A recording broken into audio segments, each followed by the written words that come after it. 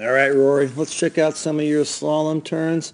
You're a good skier. There's a few things we've got to clean up to take it to the next level. First off, let's talk about hands. There's 3 rules of hands. Hands have to be held above the waist, elbows in front of the torso, and hands held slightly wider than the elbows. And unfortunately, you're breaking a few of these rules. So bottom line, we got to keep the hands and the hands more out in front, quiet them down, elbows in front of the torso. Let's take a look. Particularly the left arm, you've got a pretty good hook going. There we go. You bring it back and swing up to pole plant. And that's just disruptive to your skis. We need to keep a very stable and quiet upper body and let the skis do the work. So, this whole hooking motion, the pole plant, we got to get rid of it. Hands out in front, elbows in front of the torso. The pole touch should just be a little flick of the wrist. That whole hook is helping you or hurting you by a little rotation. Got to keep square down the hill.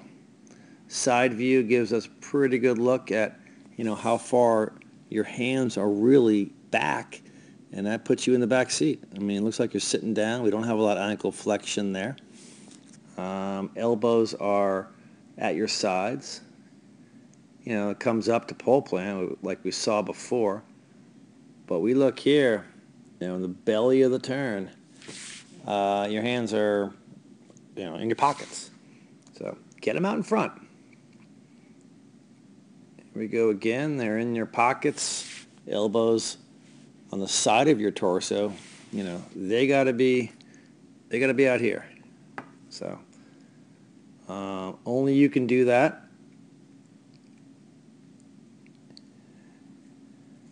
And, obviously getting you in trouble here. That's the only way in the back seat. Hands behind you. All right, so hands, number 1. Let's quiet them down. Get them out in front. Let's take a look at your skis. 3 rules of skis. Skis must be consistent width throughout the entire turn. Nice shoulder width. They've got to maintain snow contact. They've got to be parallel, so no diverging or scissoring. Let's check out what your skis are doing. Pretty good turns, though, by the way. You're rolling them up here. You're carving before and against the fall line. Nice high edge angle. You can see the tracks, but, there's rule number 1, or one of the rules. That ski's in the air. So here you're starting the turn on the inside ski. We want to, at this point of the turn, be putting early pressure on this new outside ski, your left one in this case, to get that thing, carving before and against the fall line. So keep them on the ground.